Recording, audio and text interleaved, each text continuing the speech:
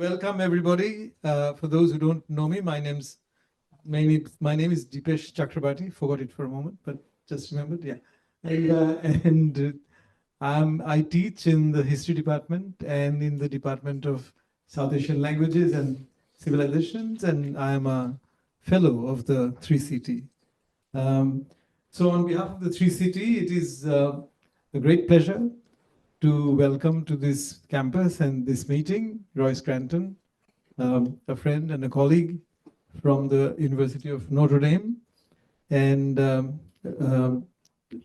he is Roy is the author most recently of this book that we'll be discussing called Impasse: Climate Change and the Limits of Progress, Stanford University Press. It came out this year. And as you can see, it's about climate change and the virtues of pessimism. So it reminds me of two things. One was that it's only very recent. I mean, Americans walked out under Trump, of course, of the IPCC and the COP processes. And it's only very recently that not just American politicians, but also philanthropists like Bill Gates have been slightly changing their tune on climate change, saying, oh, it's not going to be that disastrous. And the the American World Council on Foreign Relations, they dedicated an entire issue of their magazine to what they call climate realism. So as this is from climate pessimism, where the argument is that the world will not meet any of the IPCC targets on climate change or even decarbonization, and that America should prepare for a 7-meter rise in sea levels, if I'm not mistaken, or 7 feet at least, and for a much worse world. Even that will be bad for America as well. But if you look at the emissions, I mean, the emissions are clearly coming from Asia. The American and European emissions are actually going down. So they argue that the worst will come from Asia, and therefore the part of climate resilience and climate realism will consist of making alliances in the world with other world powers to make sure that the Asian emissions, that's mainly Chinese, and Indian emissions go down. So that's the kind of world that will probably easily invite all kinds of conflicts, at least at the very minimum, if you try to restrain the growth of China and India. But we're at an interesting moment where climate optimism is actually yielding place to climate realism, at least in this country, and it's very interesting to listen to what Roy has to say about what he actually says in this book.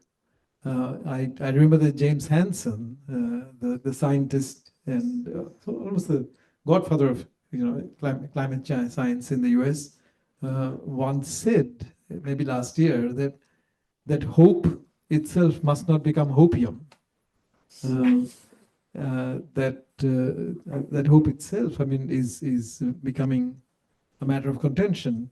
So to introduce Roy a little more formally, Roy is Associate Professor of English at the University of Notre Dame, where he teaches creative writing and environmental humanities and serves as the director of the Notre Dame Environmental Humanities Initiative.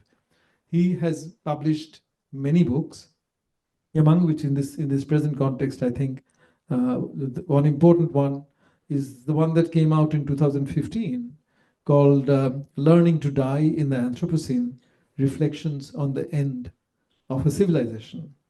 I have known Roy's work for a while, and I must say, in him, I hear one of the most courageous and honest voices that I hear around in discourses on climate change. One doesn't have to agree or disagree with his position on optimism, pessimism, but there's no question that it's a very significant voice. And with that, Roy, welcome you to the podium. And welcome.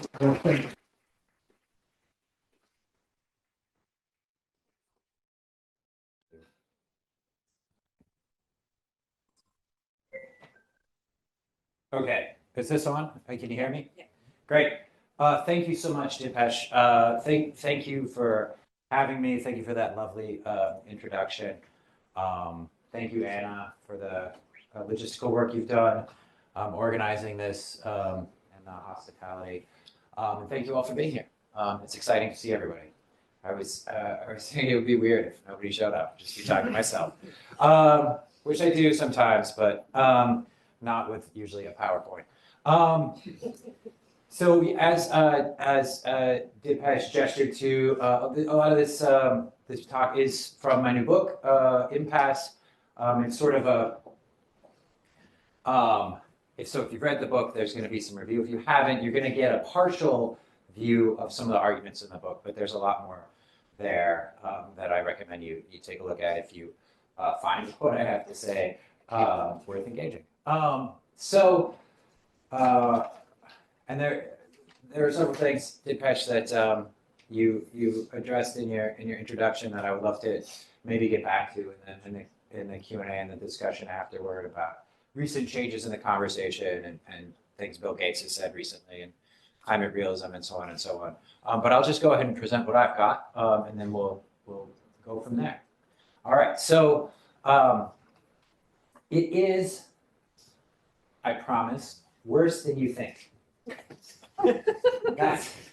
That's the first sentence of a July 2017 article from New York Magazine by journalist and editor David Wallace Wells titled "The Uninhabitable Earth." Maybe you remember it. That article explored extreme global warming scenarios and was grounded in a broad synthesis of research and interviews with leading scientists.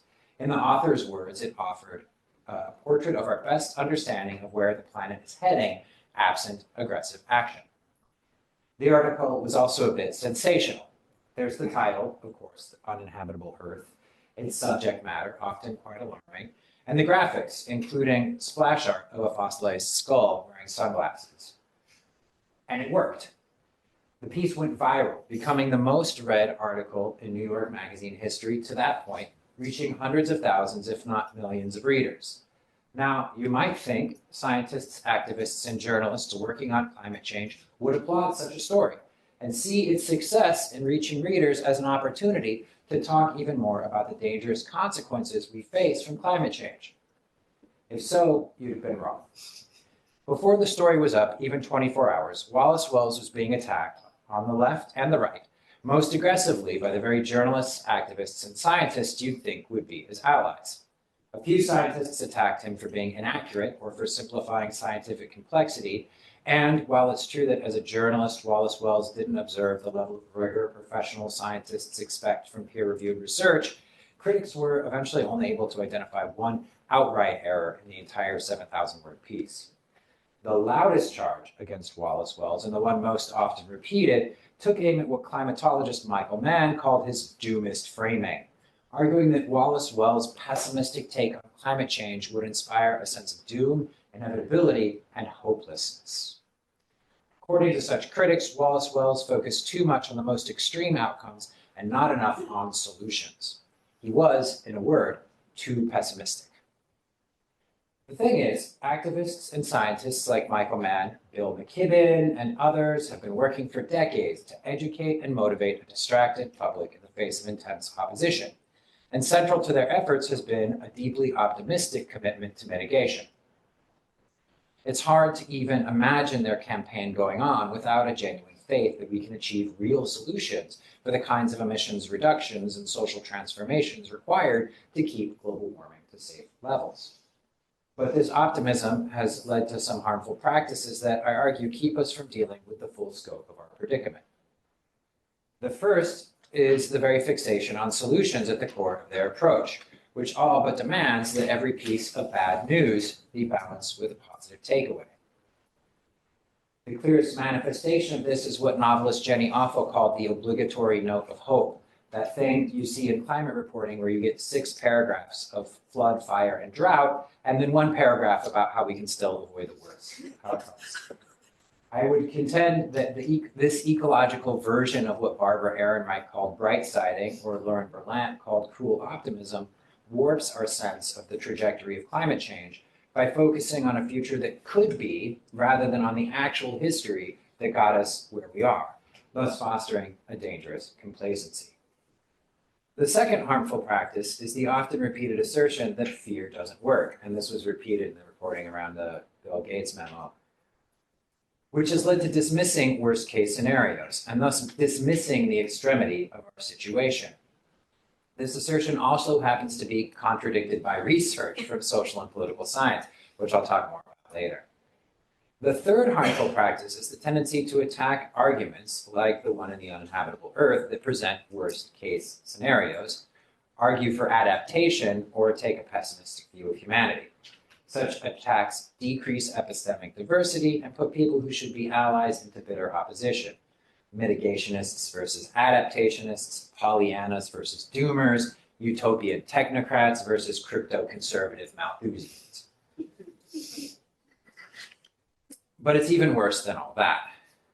Not only has the committed optimism of the climate campaign led to these harmful practices, it's also totally failed. In the words of a 2020 research letter signed by 11,000 scientists, despite 40 years of global climate negotiations, with few exceptions, we have generally conducted business as usual and have largely failed to address this predicament. The climate crisis has arrived and is accelerating faster than most scientists expected. And that acceleration has continued to accelerate. In short, the world's on fire, plants and animals are dying off, carbon dioxide emissions keep rising, coal consumption keeps rising somehow, and the odds are against us. Statisticians at the University of Washington have estimated that there's about a 5% chance the planet might stay under 2 degrees Celsius warming. And carbon dioxide is only the tip of the melting iceberg, as it were, when it comes to our global ecological crisis. As David Wallace Wells wrote, it is, I promise, worse than you think. Now, for some people, failure seems to mean doubling down on the optimistic commitment to finding solutions. The worse things get, the more important it is to stay positive. But at this point, continued ecological right-siding is both corrosive and dangerous. My talk this evening is an argument for a more capacious conversation about climate change. We need to make room for doom. In other words, I think it's time to consider the virtues of pessimism. Key to my argument is understanding that pessimism is not simply a tendency to depression or a version of nihilism, as its critics often assert, and as many of us often think of it, but as political, I think best understood as political theorist Joshua Foa-Dienstag argues, as a philosophical response to the modern conception of linear temporality. That is, pessimism and optimism, I think, are best understood not as dispositions, but as contrasting philosophical approaches to time, suffering, and the idea of progress, which emerged concurrently with modern historical consciousness. Indeed, the terms optimism and pessimism don't appear at all until the 18th century, as we'll see, and don't achieve widespread usage until much later. Put simply, even cartoonishly, optimistic philosophies such as positivism, liberalism, and socialism believe that things get better over time, while pessimistic philosophies like existentialism, Christian realism, and Afro-pessimism do not.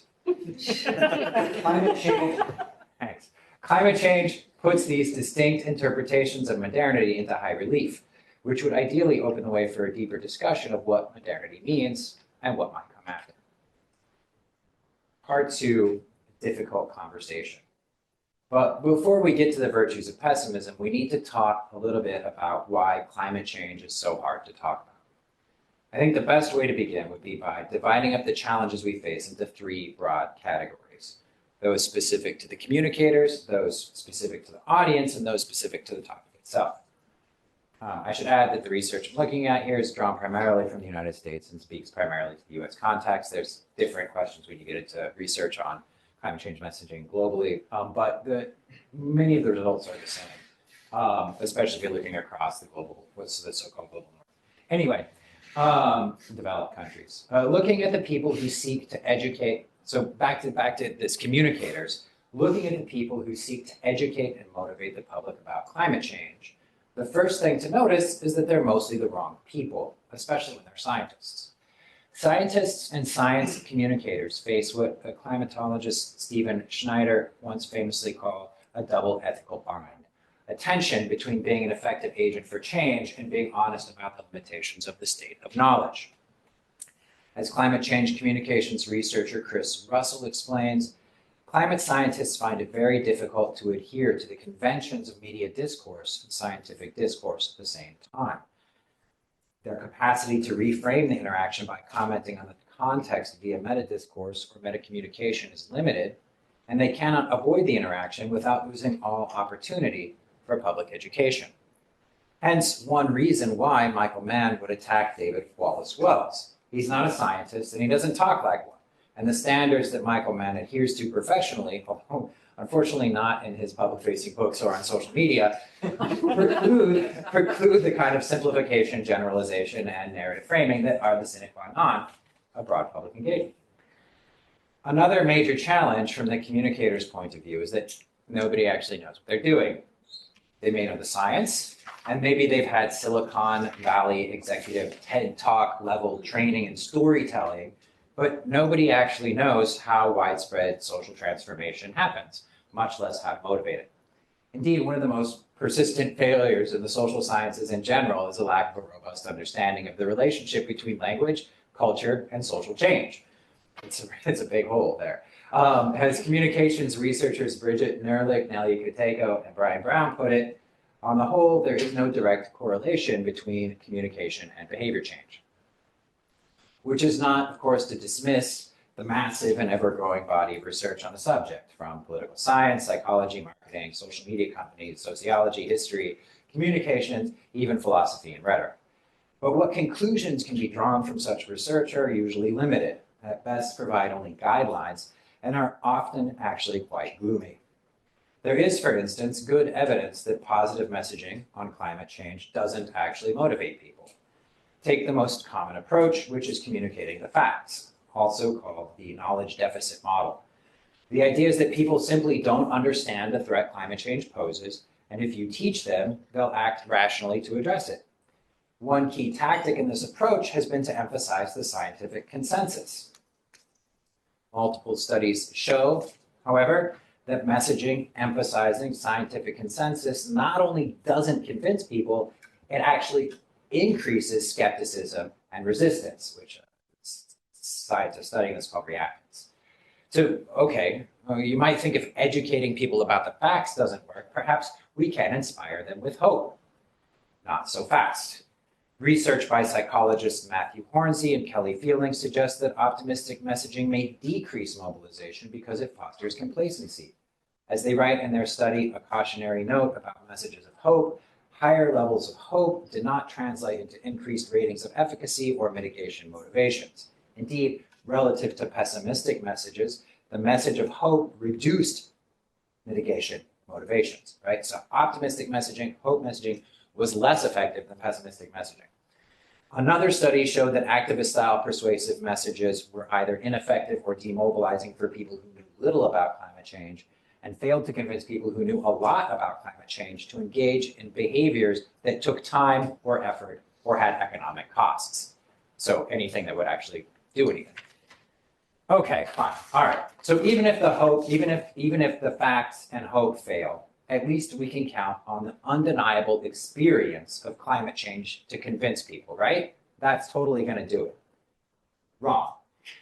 Research by sociologist Lawrence Hamilton shows that people's perceptions hew more closely to their ideological commitments than they do to reality.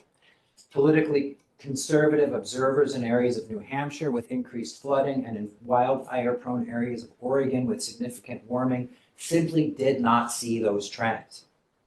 Contrary to the expectation that experience might change what people believe, Hamilton's research suggests that people's beliefs shape their experience. A somewhat Jamesian point, I think. Which brings us to the audience side of the climate communication quandary. First off, most people don't have the time or energy to think through complex issues that may seem abstract or distant.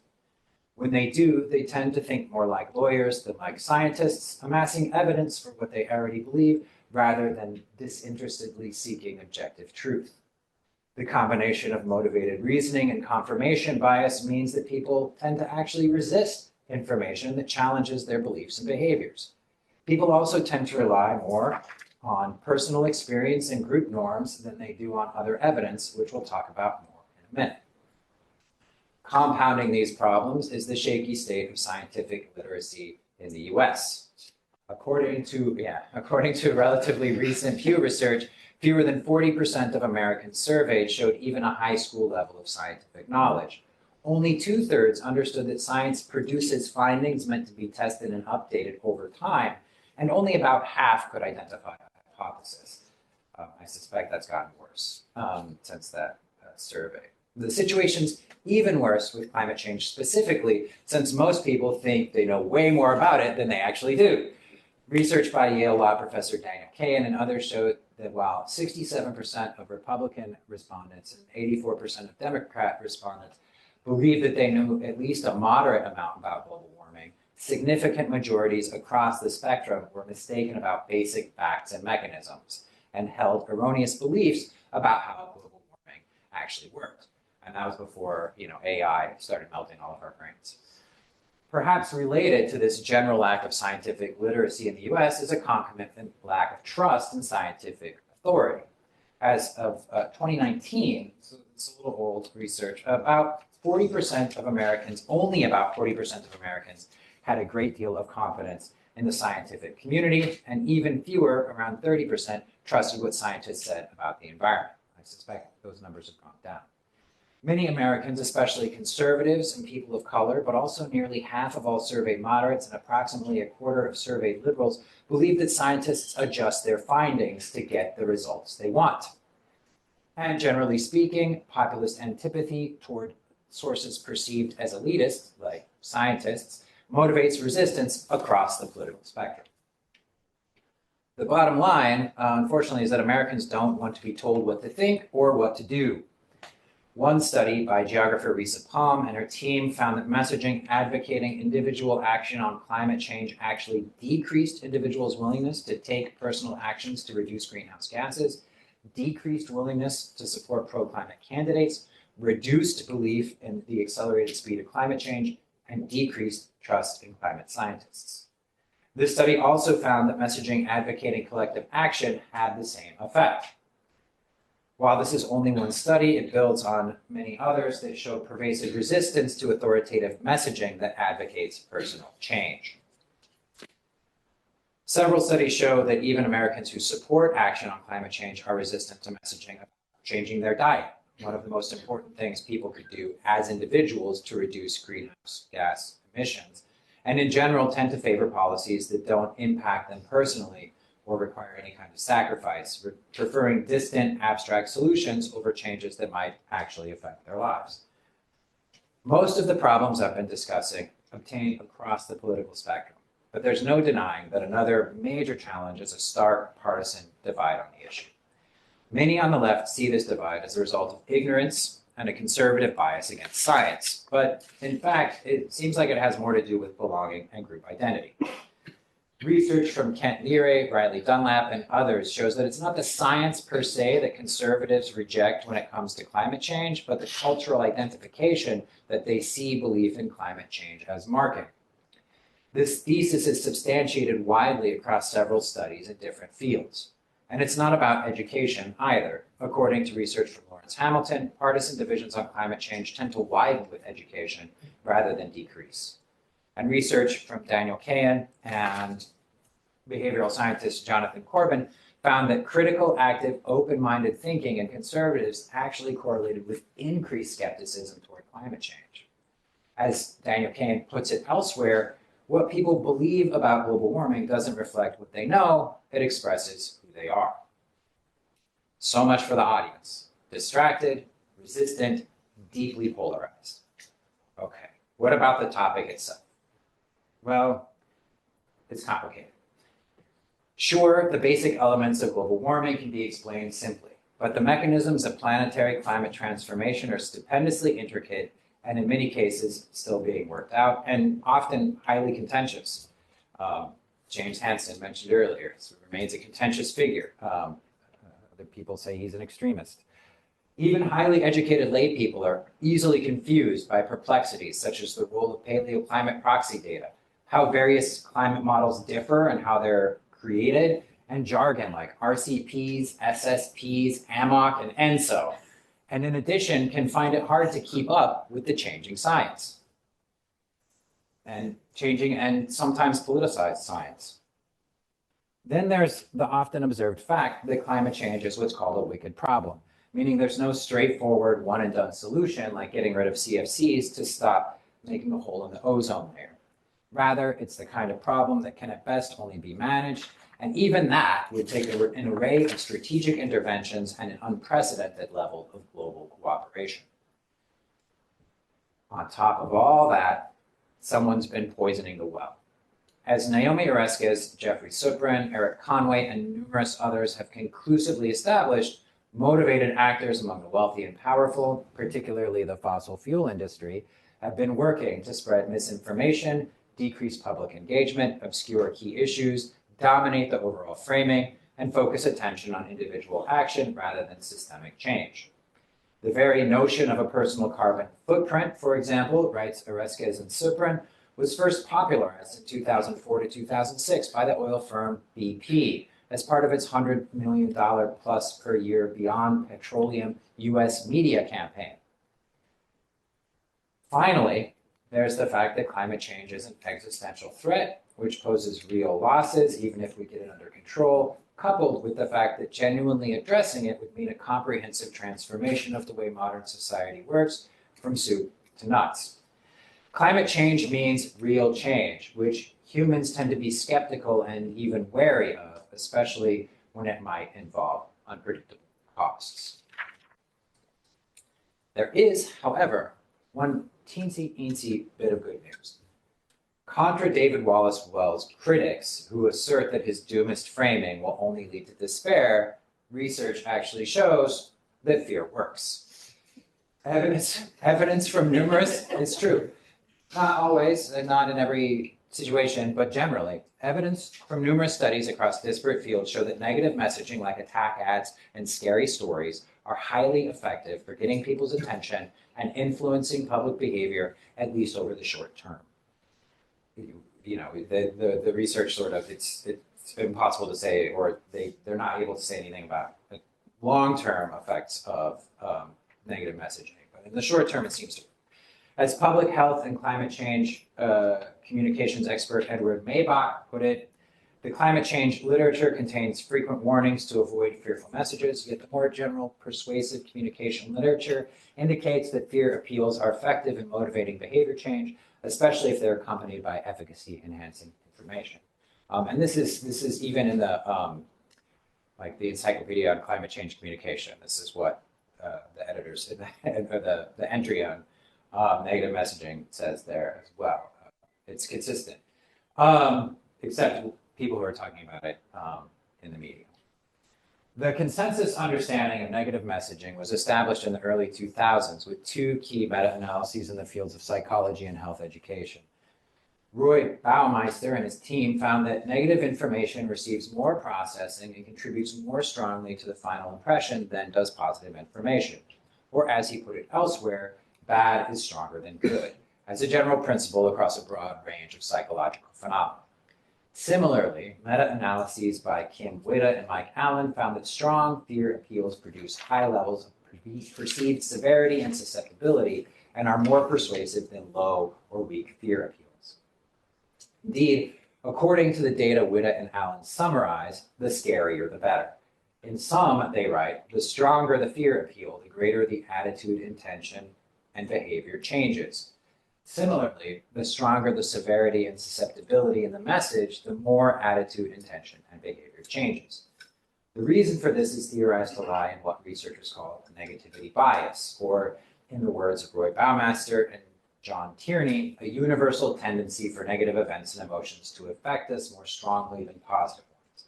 A tendency likely grounded in the evolutionary adaptation of our nervous system to protect against threats. not only do studies in political science, psychology, marketing, and health education support the efficacy of negative messaging, but so too do studies specific to climate change. Martin van Zomeren and his team showed that environmental action intentions were increased by individuals' manipulated fear of the negative future consequences of the climate crisis.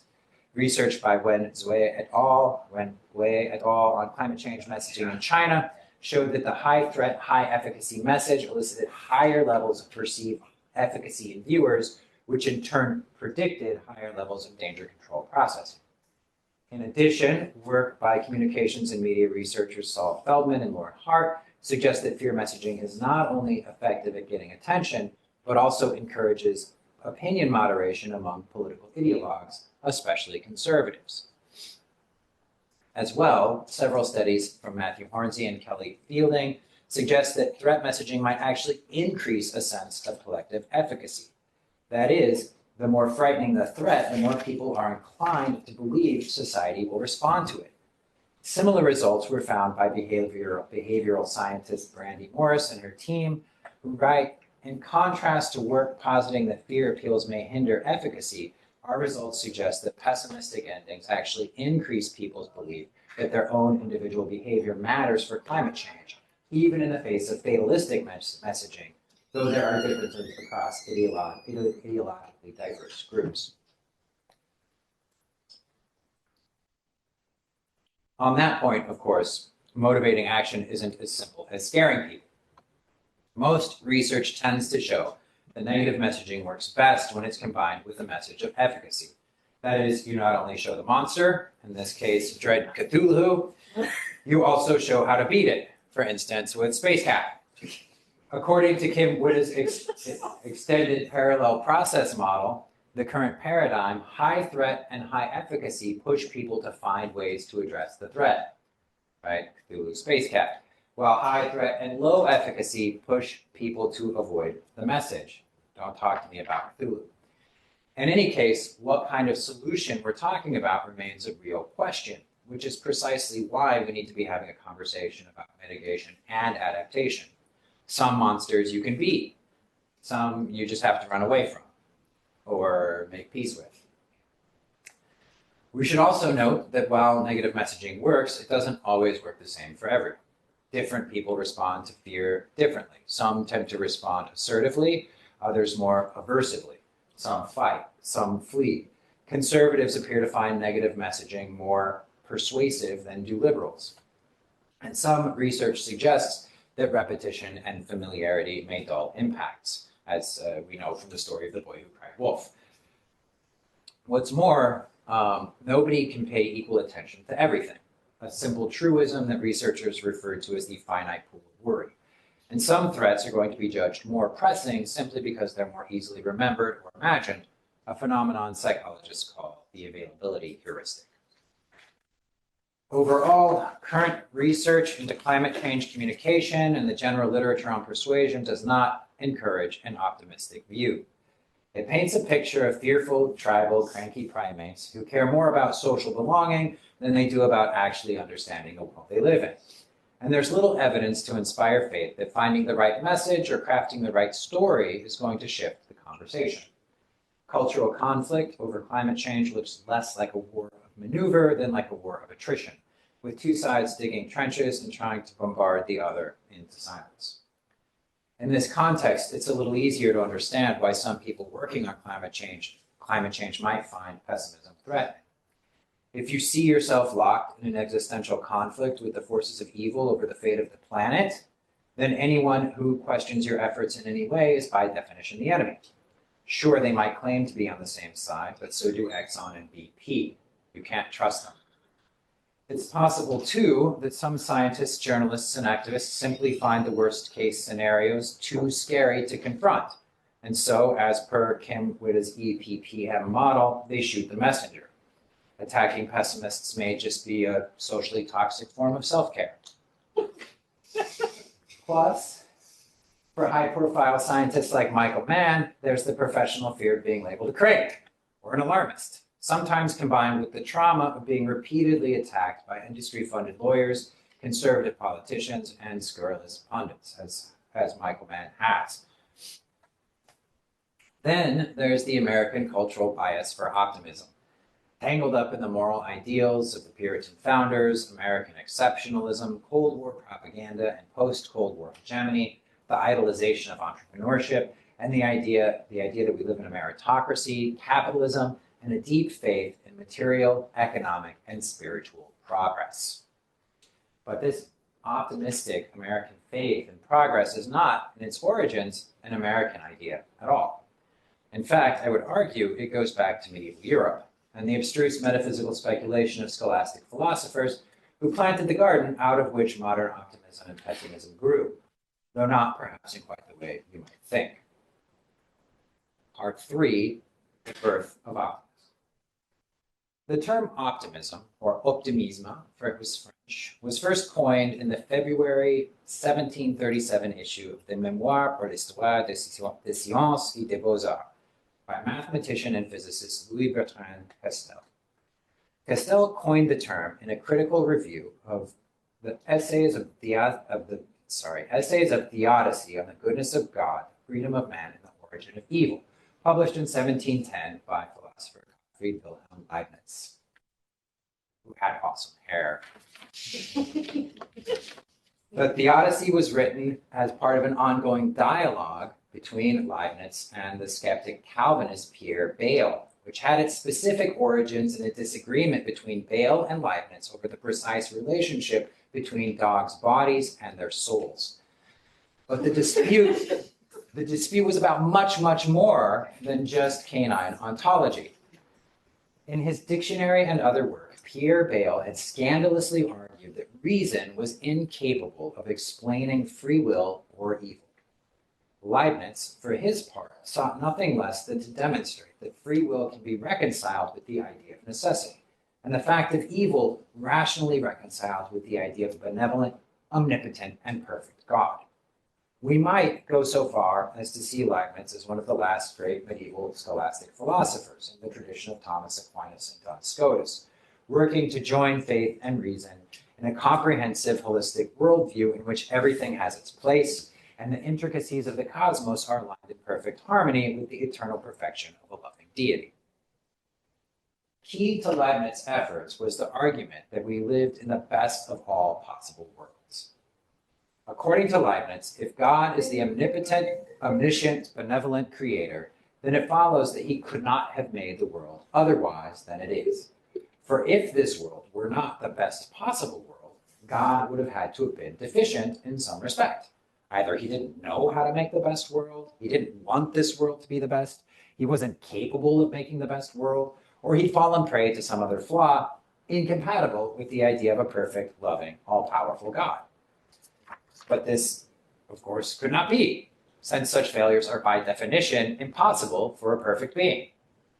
As phrased in the taught rhymes of Alexander Pope, who popularized Leibniz's ideas in his poem Essay on Man, published in 1733 and 1734, though he claimed he never read the Theodicy.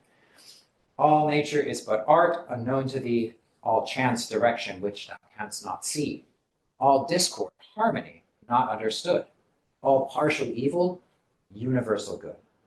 And spite of pride and erring reason's spite, one truth is clear, whatever is right. It was in naming this doctrine that Louis-Bertrand Castel coined the term optimism.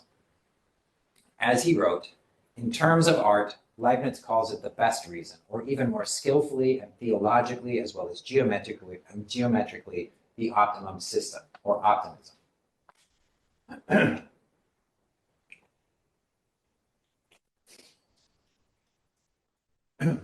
2 decades later, the term was picked up by the writer François-Marie Arouet, better known as Voltaire, in his novel Candide, or Optimism, from 1759, where he lampoons Leibniz in the character of Dr. Pangloss, that famous philosophical buffoon who argued that things cannot be otherwise, for everything being made for an end, everything is necessarily for the best end.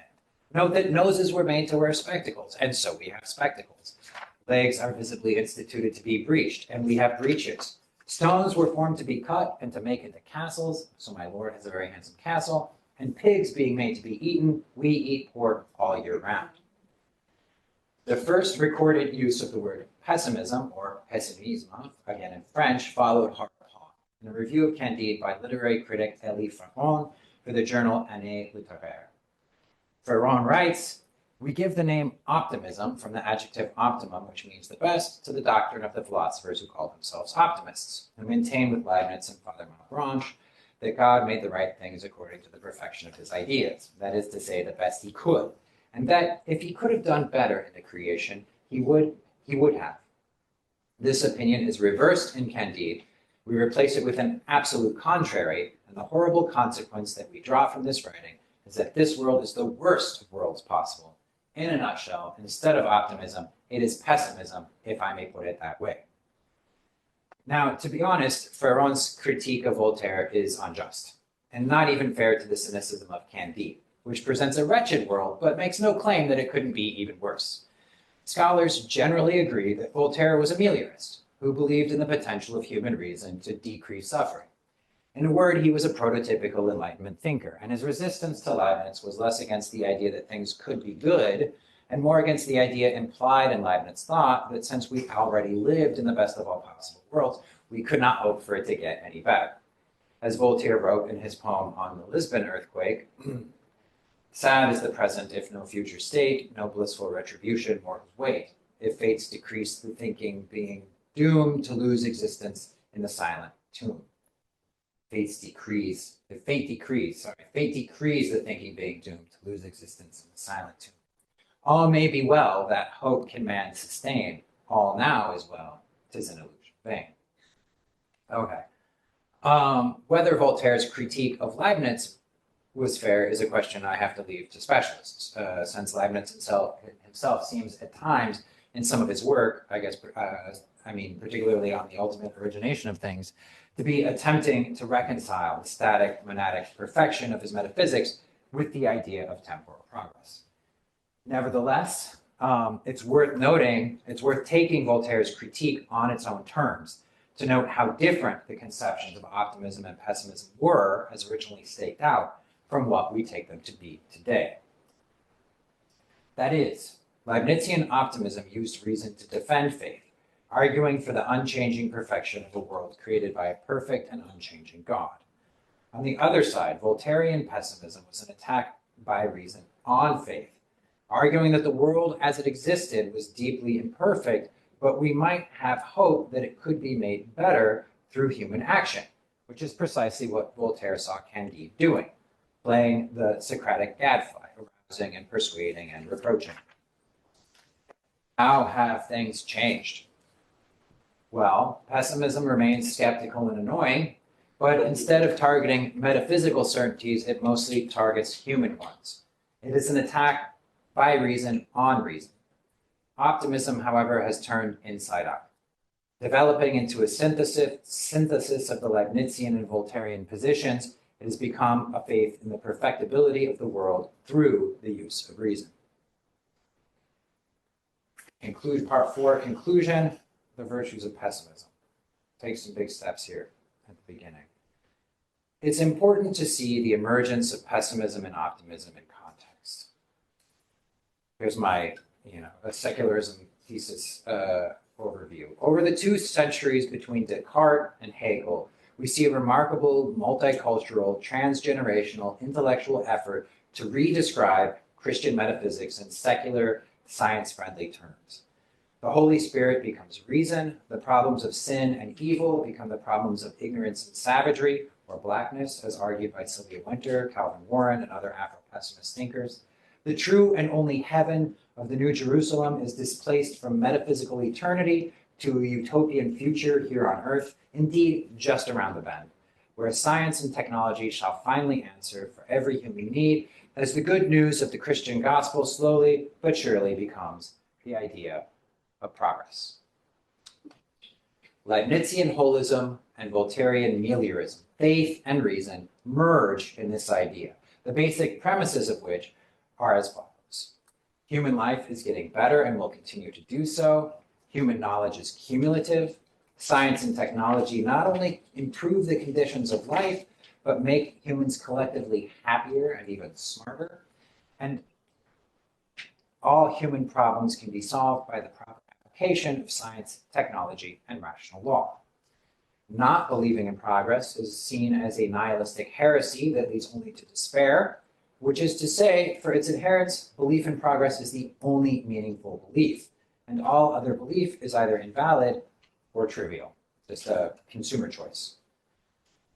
Pessimism, however, as Nietzsche observed, is empirical reason's self-lacerating reductio ad absurdum.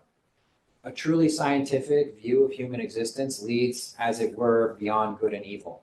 Empirically speaking, the idea of human progress is complete nonsense, since there is no telos or end for the species to progress toward. There is only change, energy, evolution, adaptation, entropy. Thus, as it has developed through Voltaire, Rousseau, Romanticism, Materialism, Malthusian, eco-pessimism, the work of Schopenhauer, and the consequent pessimism controversy he inspired in mid-19th century German philosophy, Darwin, Nietzsche, Western engagements with Buddhism, post-war European art and philosophy, surrealism and existentialism, among other strains, pessimism is a critique made by reason against reason, arguing that the capacity for human beings to change things for the better is limited at best, and that historical transformation is best understood without presuming the metaphysical conceit of a teleological end, goal, or final form. In sum, optimism and pessimism should be understood as antithetical frames for making sense of suffering and time. In the words of political scientist Joshua Fuller Dienstag from his book Pessimism, Philosophy, Ethics, Spirit, the optimistic account of the human condition is both linear and progressive. Liberalism, socialism, and pragmatism may all be termed optimistic in the sense that they are all premised on the idea that the application of reason to human social and political conditions will ultimately result in the amelioration of these conditions. Pessimism denies this premise, or, more cautiously, finds no evidence for it and asks us to philosophize in its absence. Dienstag also argues that pessimism retains a belief in linear time, though I suspect it's not so simple, and that some pessimists and varieties of pessimism may see time as more ambiguous. Mara van der Leck also, in argument with Dienstag, doesn't agree with that it's necessarily linear anyway. In any case, pessimism is neither fatalist nor nihilist. In fact, I take it to be quite a bit more empirical than optimism. A pessimist must, by definition, believe in a reality that exists independently of human cognition and desire, since that reality is precisely what stymies us. And pessimism is empirical not only in its method, but in its fundamental orientation, as it coheres around 8 empirical observations. Where are we at? Here. First is that human life is beset by suffering, which is never more than temporarily relieved, or more simply, suffering exists. The second is that consciousness itself is a source of suffering. Third, the unpredictability of complex events threatens our projects in ways that can never be comprehensively anticipated, or, to put it more pungently, shit happens. Fourth, human agents are fallible and limited. That is, people make mistakes. 5, given that shit happens and people make mistakes, and also that different people have different goals, conflict is inevitable. 6, there is no identifiable transcendental meaning or trajectory to human history. It may exist, but we can't possibly know it. Or as Henry Ford put it, history is bunk. 7, suffering is a source of meaning and shared experience for human beings, not merely a negative quality. That is, suffering matters. And 8, everybody dies. So these are sort of the basic observations that help support pessimism as a philosophical stance. In addition to the broader question of the overall telos and meaning and some of the other things I was talking about. This grounding in what I take to be strong empirical observations, I think, tends to make pessimism more accurate than optimism, an observation backed up by research on two phenomena psychologists call depressive realism and the optimism bias, which I can talk more about later. And this quality of empirical and accurate attention to external reality, I think, is part of the reason why pessimism supports resilient action. Pessimism also helps us be resilient because it helps distinguish between realistic and unrealistic goals. All of you probably surely know Christian theologian Reinhold Niebuhr's Serenity Prayer, which I take to be one of the clearest formulations of pessimism available. In what's probably its best known phrasing, as adopted by Alcoholics Anonymous, it goes, God grant me the serenity to accept the things I cannot change, courage to change the things I can, and wisdom to know the difference. The wisdom of pessimism is in recognizing just how little we can actually change, both in our world and in ourselves. What's more, pessimistic guidelines like Murphy's Law help us plan for unforeseen obstacles and cope with problems as they emerge. Pessimism also supports the precautionary principle, which argues that innovations or policies developed out of ignorance of their possible consequences should be avoided, like self-replicating AI, for instance, as well as German philosopher Hans Jonas's idea of the heuristics of fear, which argues that responsible consideration of decisions which may have existential consequences must give significant weight to the worst possible outcomes. Not only is pessimism more accurate and resilient than optimism, it's more compassionate. Expecting less from the world and from other people helps one cultivate sympathy, patience, and generosity. Everyone is fallible and limited, even ourselves. Everyone makes mistakes. Situations are always more complex than we think. Outcomes are often unpredictable. Pessimism, I think, inclines one to be less likely to blame others for their situation, more inclined to reject the accepted truth of inherited hierarchies, and more likely to see commonalities while also appreciating differences.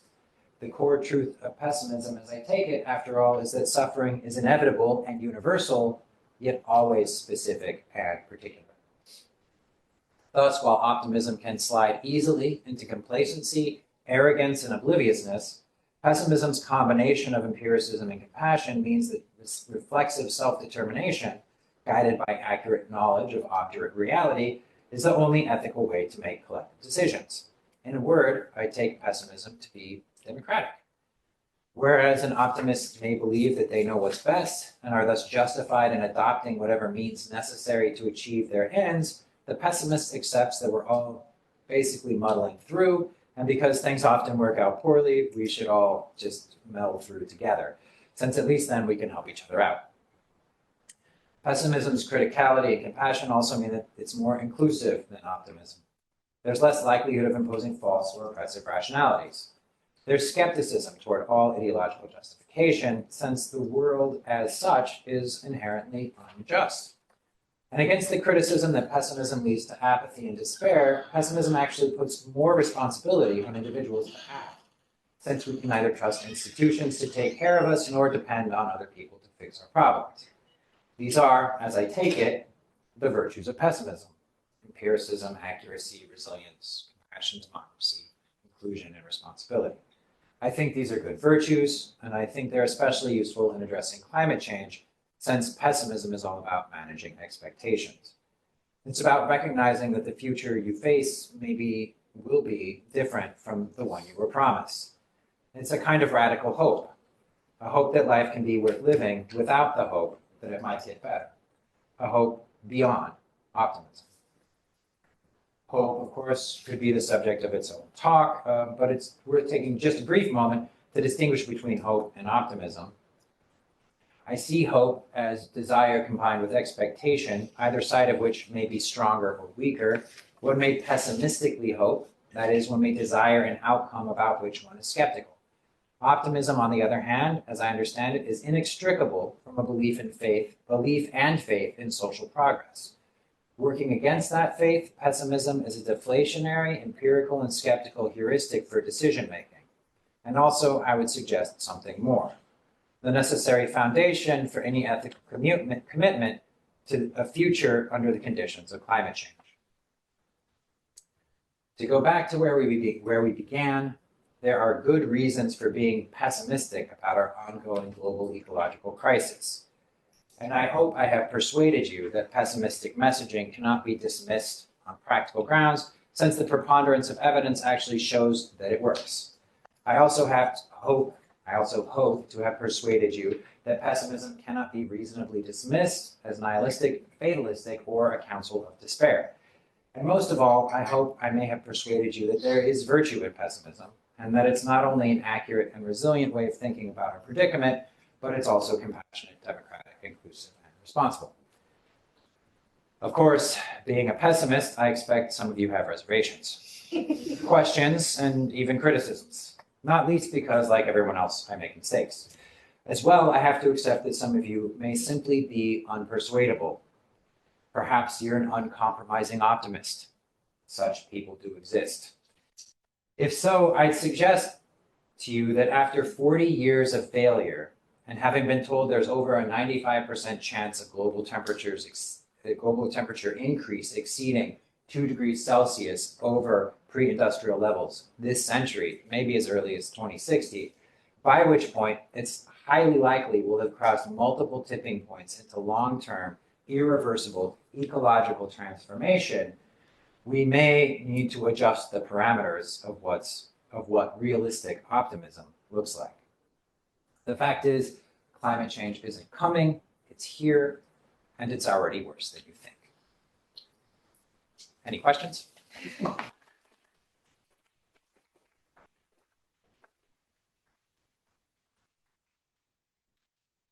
Do you Great.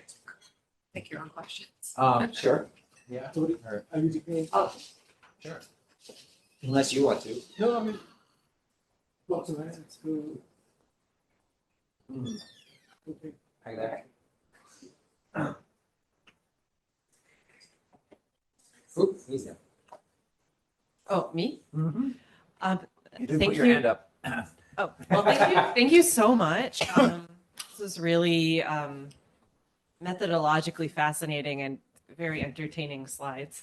But I was really fascinated by this kind of genealogy or archaeology you provided of optimism and pessimism in relation to kind of metaphysics and temporality. And a lot of that was new for me. I'm coming from media studies, so we do a lot of, critiquing techno-optimism, often in relation to Silicon Valley progress and so on. And so I guess, and maybe you discuss this in the book, but I was sort of curious in the kind of what happens to optimism between the kind of earlier moments you're tracking and then kind of the contemporary framework. Seems like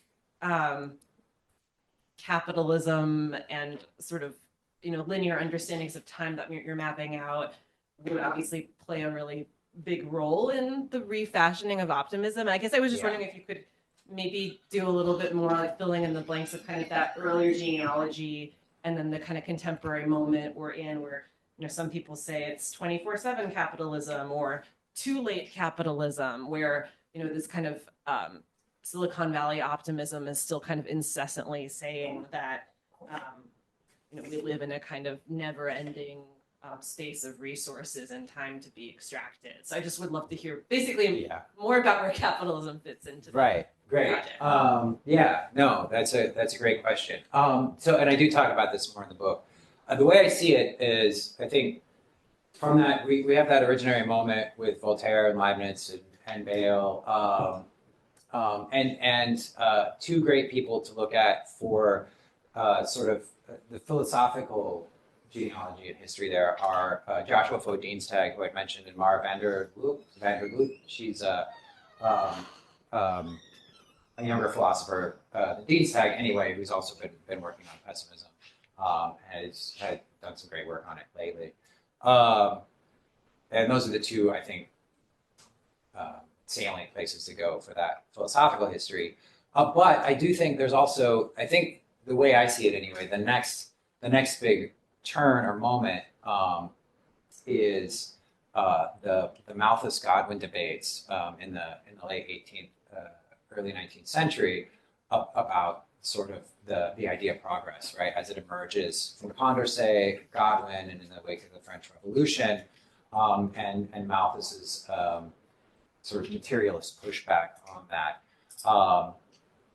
And that, that I see as a moment where the ideas of optimism, as they've been translated through the Enlightenment, become progress, right? Become the idea of progress, which develops and emerges across the 19th century, hand in glove, as the ideology of the British Empire, basically.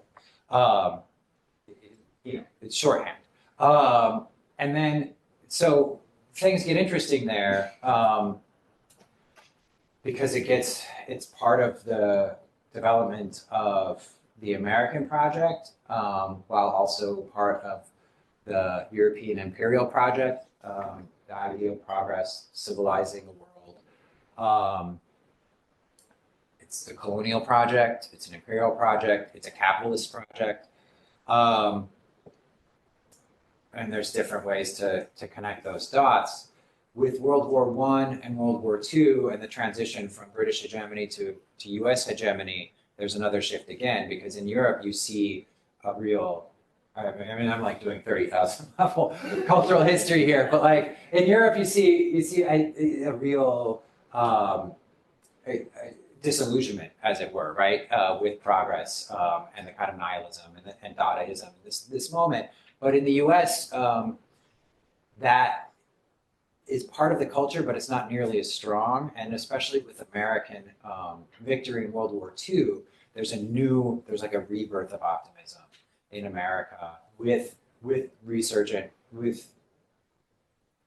not even resurgent, but like surging American global capital, petrocapitalism, to name it properly. So American petrocapitalism spreading across the globe, rebuilding Europe, and that kind of optimism, which comes out of these different roots, takes on this new global character, which continues to the present, right? In different ways. It remains deeply part of, I think, the Washington D.C. idea of the American project. Yeah, so that's right.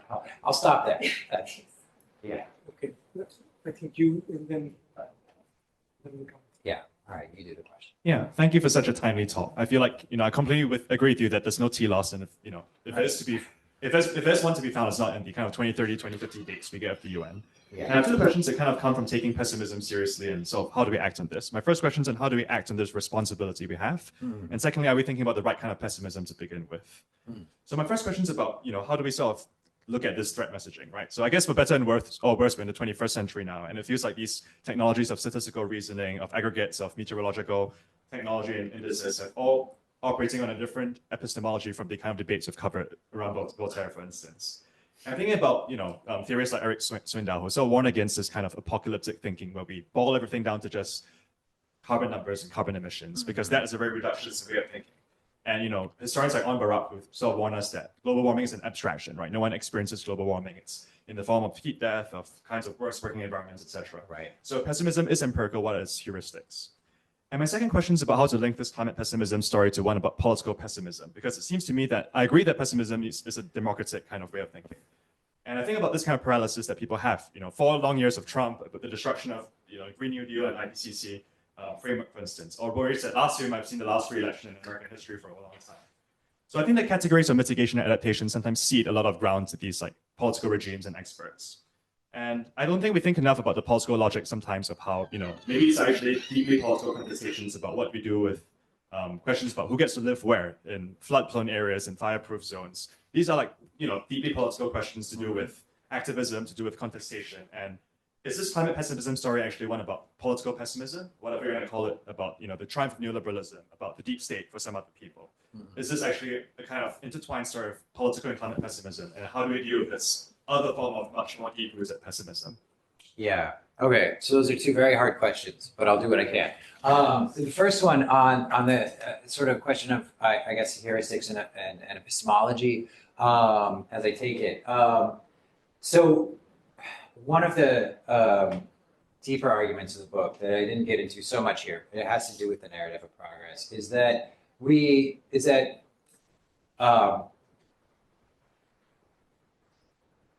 we fundamentally cannot understand what's happening now, right?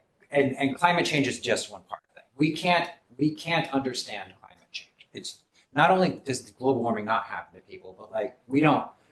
It's beyond our comprehension because of its character, because of the way science works, right? With science, there's no data from the future. Even in the present, the data we're collecting is always partial. We're always putting it together. And anyway, all the epistemological problems involved in climate science, that's just part of it. There's also the conceptual and philosophical issues that obstacles to understanding climate change, like the issues of scale and the human that Dipesh has written about so wonderfully and perceptively, right? In so many ways, we literally can't understand what's happening to us in the world, and at the same time, also because climate change is just one part of this broader suite of global challenges and transformations. The narrative through which the central narrative through which our society coheres, which is progress, right? It's this fundamentally capitalist society with this belief that the market's going to keep going up and science and rationality are going to keep fixing things and we're going to make new technologies and that's the story we live in. That's breaking down. And it's starting to come apart. And I suspect, I mean, who knows, but it does seem like what we understand as global civilization is not likely to survive the multiple crises that it faces, right? Not simply because one or another crisis, but because of the concatenation and also because of the, and this is like, in the preface to the book, I talk about Chaco Canyon and Joseph Tainter's idea of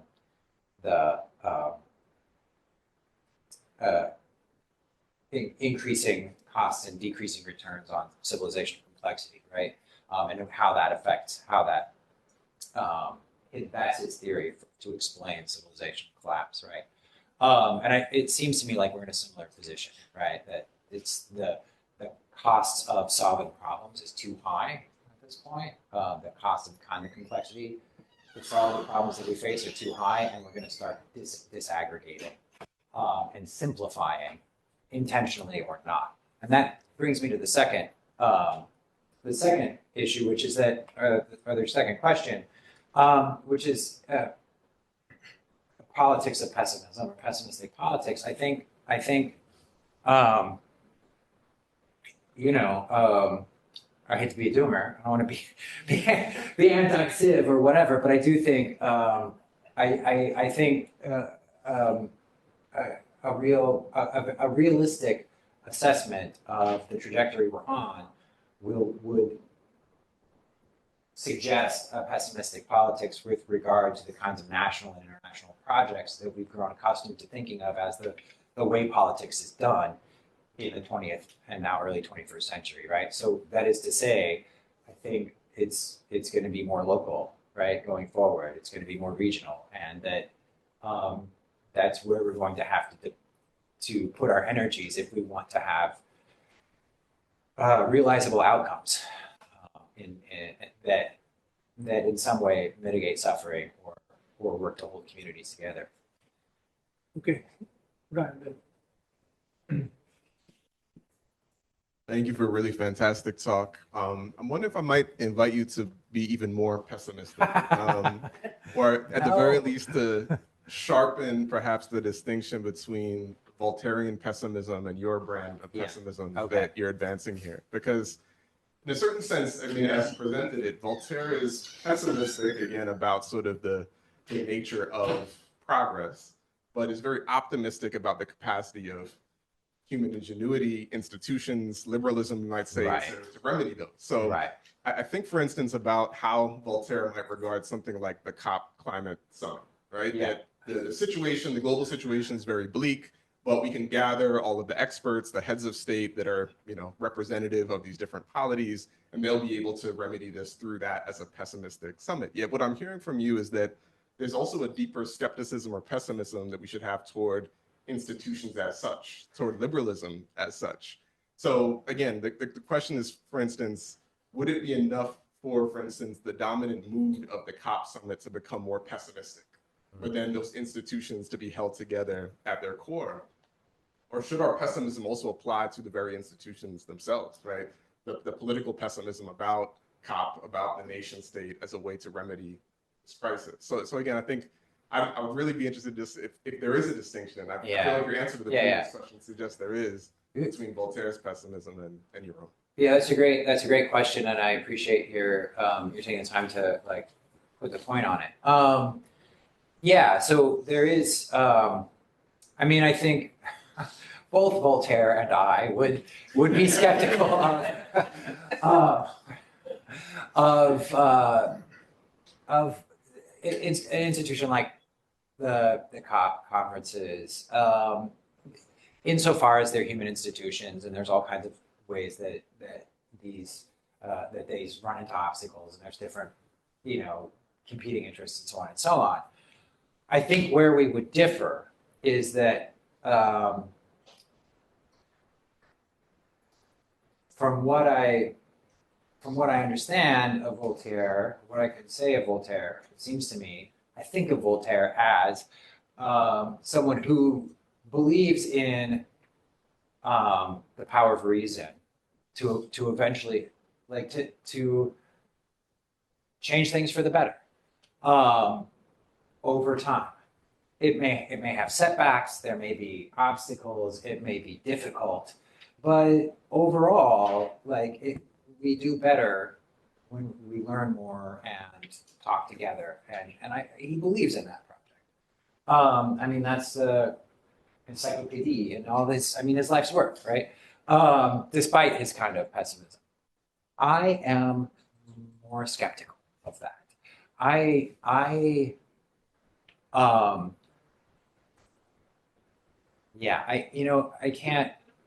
can't deny the possibility that human reason might improve the human condition, but I don't think there's evidence for that. And when Steven Pinker or other people are like, but look at what we can do, I have to grant that. Yes, look at what we can do, but I see the technological and social changes of the past 2 centuries, particularly of the last 80 years under the Great Acceleration, as a product of a combination of imperialism and cheap carbon fuel. So his numbers are the Great Acceleration numbers. Yeah, numbers no, they're exactly right. Like the two map right onto each other. So like all that progress is cheap energy, like this 3,000% increase in energy consumption, right?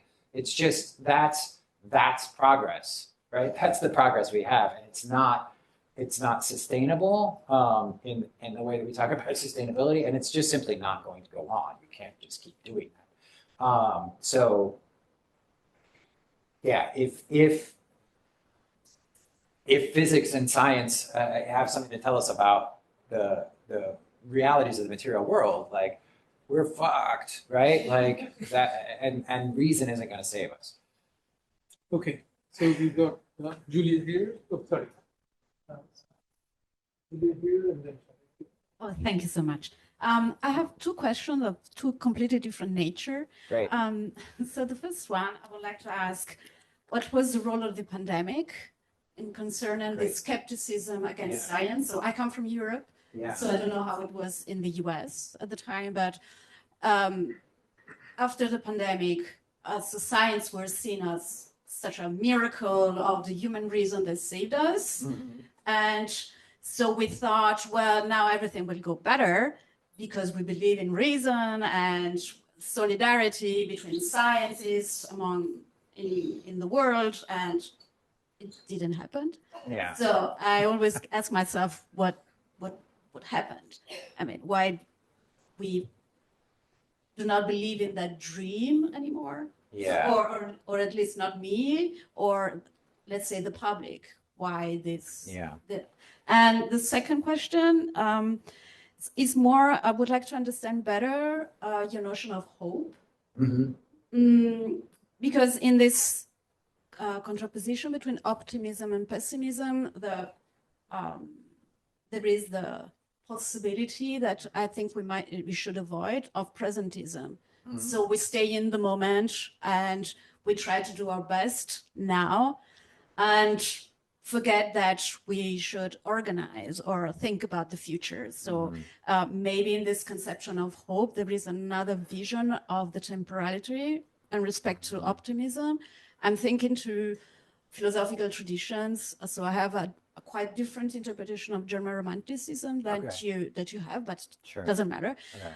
So in the sense that there are tradition in philosophy that sees utopias not as progress in the sense a linear trajectory towards the future. So something the future should be and would be like that, but something that could be. Right. And it's an image that we forge in the present time and in this space. So in 10 years, we might change our utopia, but that is what could be now. Yeah. Yeah. Thank you. Yeah. So great. Those are not unrelated questions, but COVID was definitely transformative for my thinking. I mean, I already my earlier books were Learning to Die in the Anthropocene and We're Doomed Now What, but there was a sense I still I think had a hope before COVID that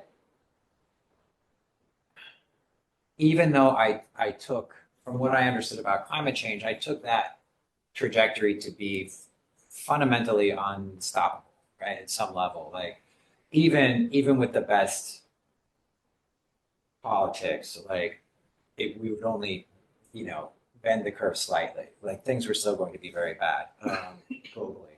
But I think I still had the hope that there might be the possibility of some kind of managed adaptation, like managed simplification, some kind of managed transition. While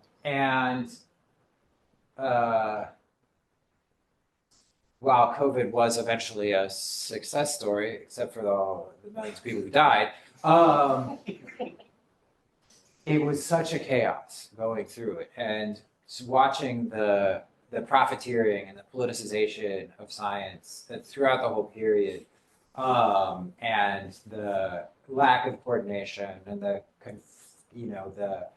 conflictual politics around it, it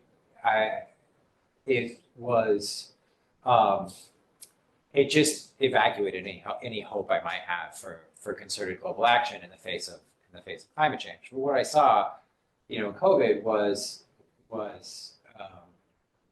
countries hoarding resources and working against each other, and science being politicized and profiteering and all these different things that suggested that, even as things accelerate with climate change and the dangers become emergent crises, like there's not going to be unified action, and it's going to continue to be the same global political mess that we live in now and have lived in, except for brief moments of imperial or hegemonic consolidation.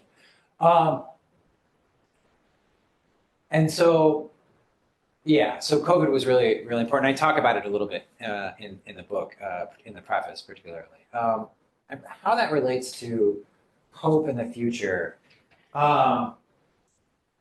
So like I say, it evacuated going through COVID, seeing that, I remember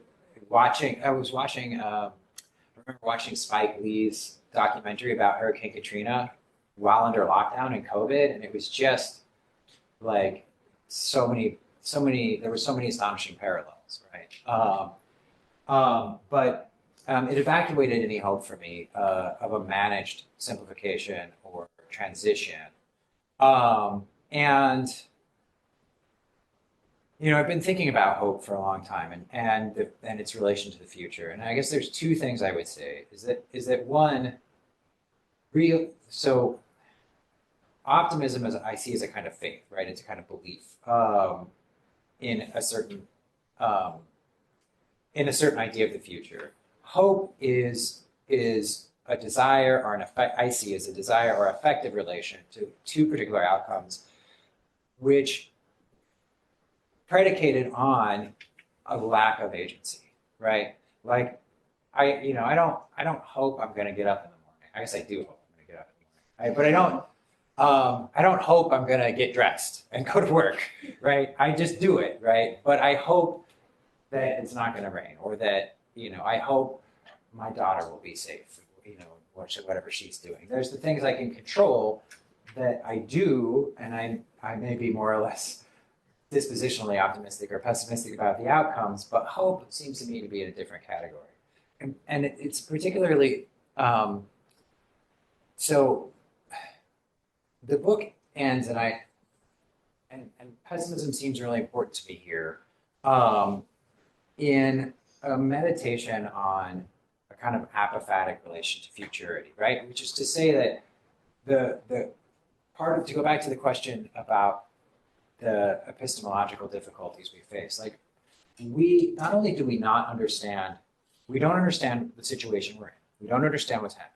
Our narrative that orients us toward the future in these progressivist ways, right? This idea of progress and what we can do is breaking down. And we have no idea what the future is going to be like. Our children and our children's children are going to live in a radically different world. They're going to have different values. They're going to have a different narrative to make sense of their lives. They're going to be they're going, I talk a lot in the book, I distinguish, I talk a lot about worlds and worldhood. We talk about the different kinds of worlds we inhabit. And I'm building on Depesh's work and Jonathan Lear's work and Heidegger and all these different things, Octane, whatever. But so our children are future generations are going to live in a completely different world, and so in some sense, I feel part of what our obligation, our pessimistic obligation to the future, is to not impose our hopes on them too much, to not impose our ideas of how things should go on them too much. We owe them whatever resources we can pass on to them, cultural resources, psychological resources, whatever, practical resources. But I think we also need to recognize that we are not, they're going to have to make their own world, and we can't tell them how to do that. And so there's a fundamental gap or disjunct there that I feel like is essential to our relation to. I was just going to, sorry. Yeah, the future. So we have at least two more questions. Okay. Why don't we bunch them Sure. together, and then we end Okay. those two questions. Great. So Shari, next to you, and then me. Okay. Thank you so much for this wonderful talk. So I'm just trying to think through some of these things, and I have a feeling that for pessimism to hold its ground, there are some more difficult areas to which it has to be, the skepticism has to be extended. And that's where it becomes a little more difficult. And I'm thinking of sort of, this list of things. So if we extend this to the Enlightenment's most cherished and products or ideas or so forth. So oftentimes this comes in the form of this list of things that, let's just call it Pinker's litany. Okay. Right. This All the good things. bunch right. of things, Yeah. Planes, cars, antibiotics, and so forth. Refrigerators. Yes. And so, for example, I think that one of the most difficult parts of this list, the hardest to debate with or extend skepticism towards, would be medicine. And that's often, I've seen this to be like a debate closer.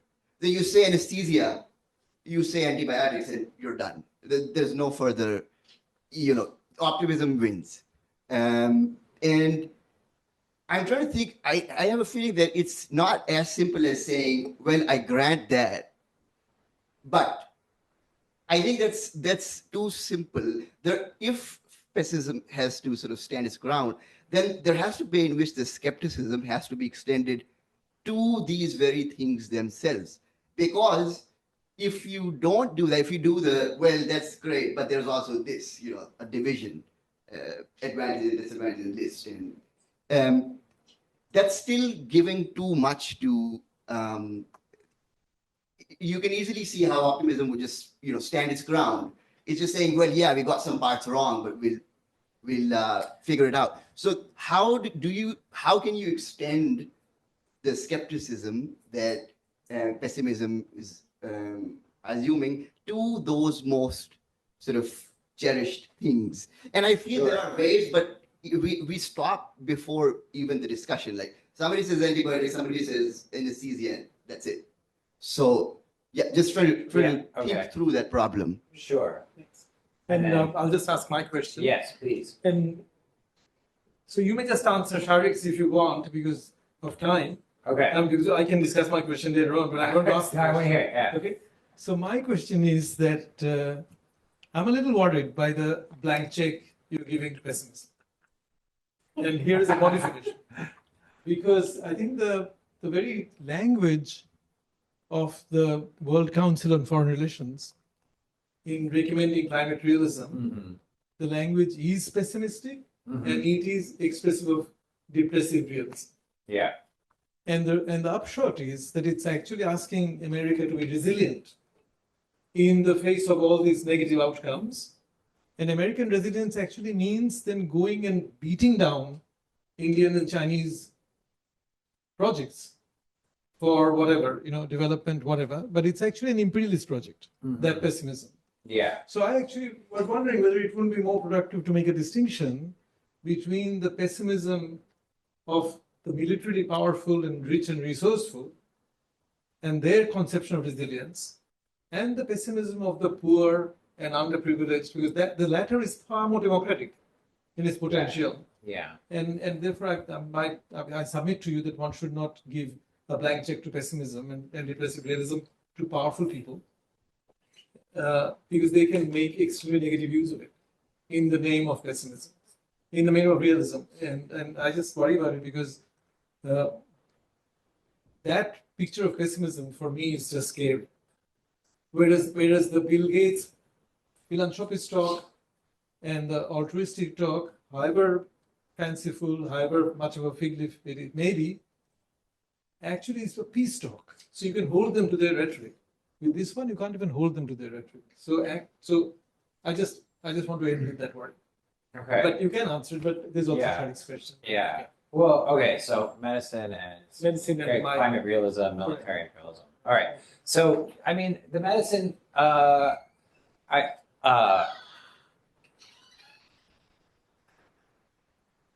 I want to be clear that I'm not, my argument about pessimism isn't an argument against technological innovation per se, right?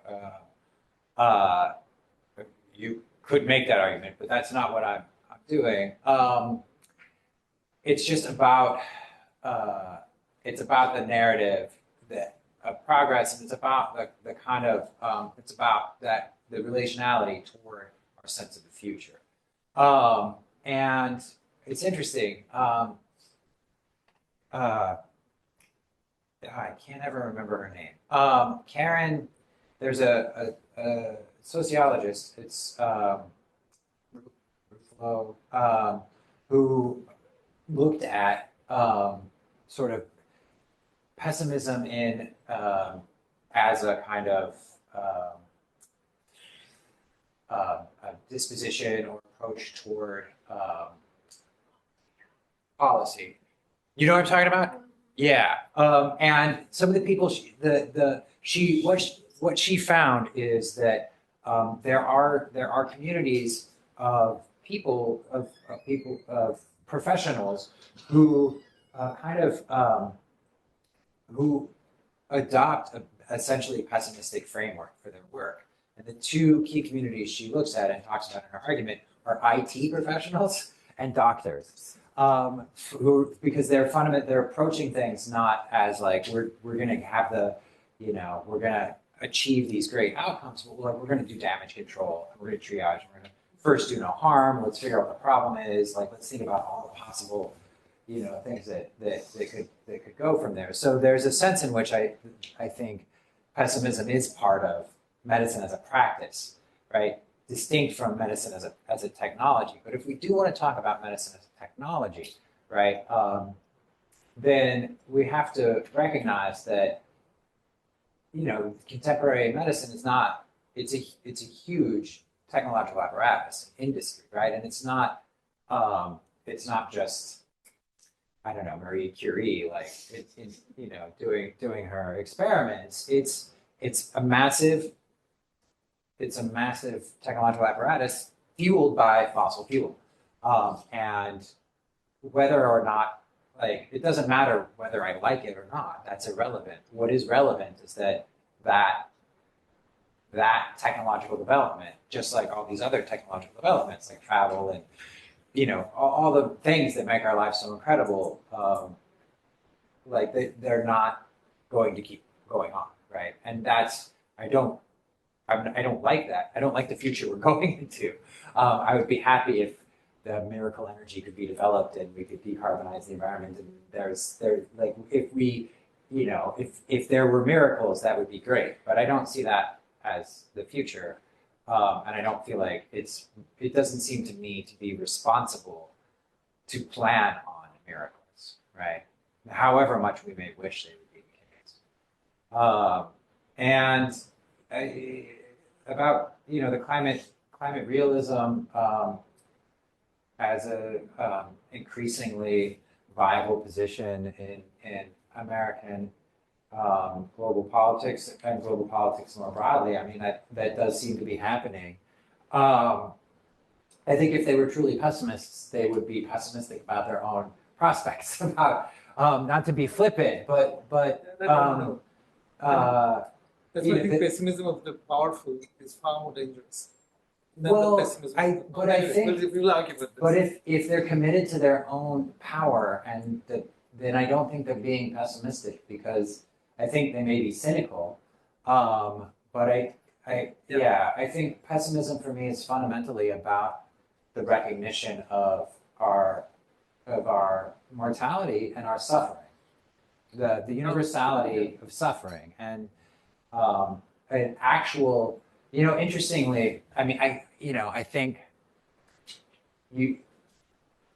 Amanda Anderson talks about weak liberalism, and you can see in some post-war American liberalism, as it's a global, spreading its global hegemony. Like, there are moments where there's a kind of pessimistic liberalism there that I think it doesn't. I think sometimes it's like the better parts of the empire, if you will, for all the complexity there. I don't think it validates or justifies any of the rest of that. But So let's agree on varieties of pessimism fair, for agreed. now. Yeah. But look, thank you for a fantastic Thank you so much. talk. Thanks, everybody.